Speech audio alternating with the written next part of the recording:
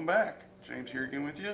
And due to your request of me uploading videos of tuning my Ruger 1022 for about the past year or so, it has been requested by my subscribers and viewers to show how to tune a Marlin Model 60. So let me go ahead and roll in the previous video as I'm talking of what this gun was doing, basically with just the stock, no tuning at all. I didn't do anything to the gun, just put the gun in the stock. I've had this gun for since I was about 10 years old, so a long time. I put it in this ATI Fiber 4 stock probably about 12 years ago.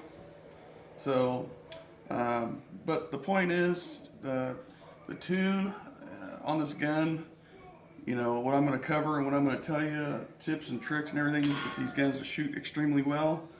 It goes across the board for just about every Marlin Model 60. So to give this gun fairness to the Ruger 1022 videos that I've showed how to tune, I put a 4-12 by 40 Bushnell scope that I had on my Ruger in the original video. I'm also using the Aguila Super Extra standard velocity.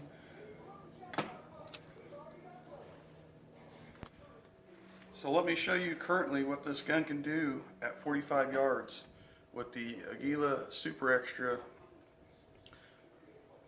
40 grain lead round nose.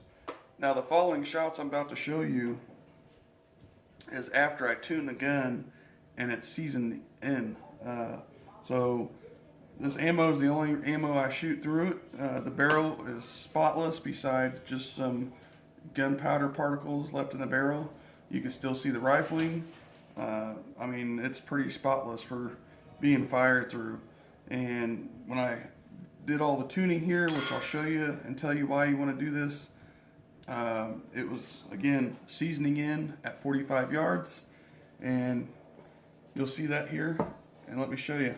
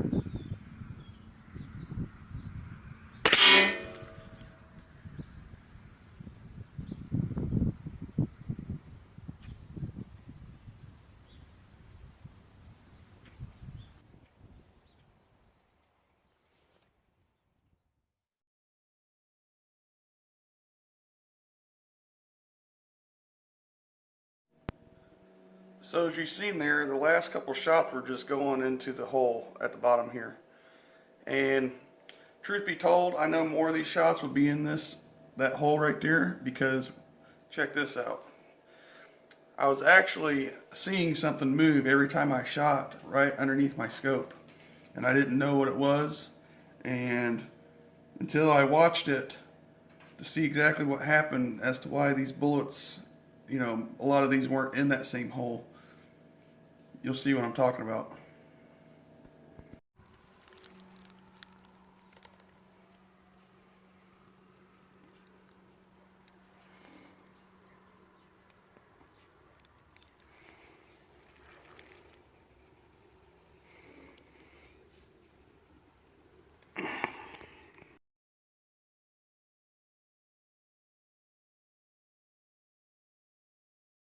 So those twigs were sitting about 15 to 20 yards in front of me, and with this scope mounted like this, they were sitting in the reticle. I couldn't even see them. They're right underneath the bell here as I was shooting.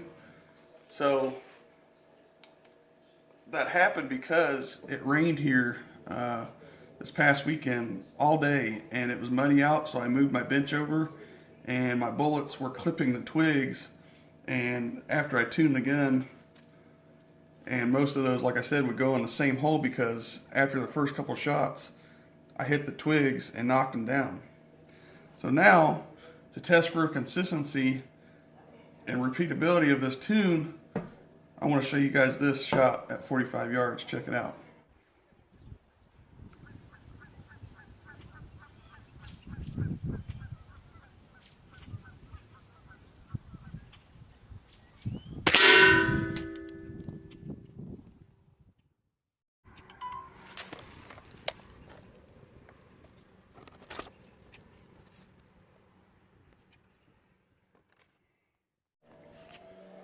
So here's the real test, 45 yards. Paper thin target, split it like it was nothing. So this tune is consistent. This tune with the twigs out of the way, as long as there's no obstruction in front of your bullet, this tune is awesome. So let me go ahead and show you exactly what I did, and I'll get into detail as to why I did that. So let me go ahead and show you.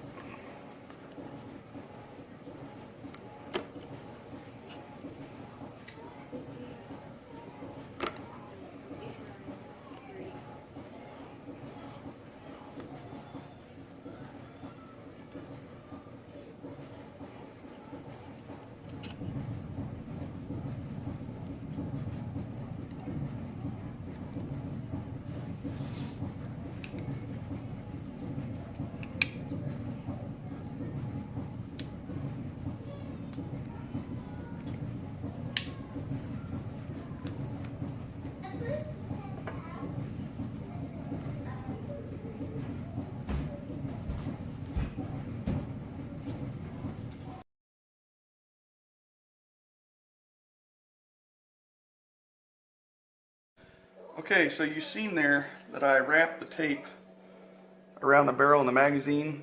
It'd be super hard to wrap in between the barrel and the magazine, so I just went ahead and went all the way around it. And the reason why I did that was because that was the tight spot of this stock. The barrel is pretty much free floating all the way down to this part where it was touching the stock, and it was real stiff. So what I did was I essentially bedded the barrel right here at the stock, again wrapping the tape around it a couple times. And additional to that, you can see I put a clamp around it, a stainless steel pipe clamp. I think this is like 1.5 to 3 inch worm clamp, whatever you want to call it. And essentially what this does is when you shoot, the vibrations go down your barrel and cause your barrel to wobble. So if you can cut down the vibrations, you can increase your accuracy and precision out of your barrel. Okay, so to tune the barrel, essentially what you need to do is find the tight spot. Looking down the barrel, and seeing where the barrel is touching the stock. It doesn't matter whether it's wood, polymer, doesn't matter. You need to look down and, you know, see the spots on the stock and the barrel and where they're interfering. Sometimes, you know, your barrel's not aligned correctly, so when you do this tune, when you tape basically any barrel, like I've been doing in previous videos of tuning different rifles, you're essentially separating the barrel from the stock and realigning it to where when it shoots, it doesn't bounce off the stock somehow or some way, making your shots, again, more accurate, more precise every time. So another little tip and trick about these Marlins is this barrel is actually like the second, I believe, like the second generation of the Marlin Model 60s, or the third generation. But I know they keep changing the barrels on them, so this is not the current production. This is actually a 21-inch barrel, I believe.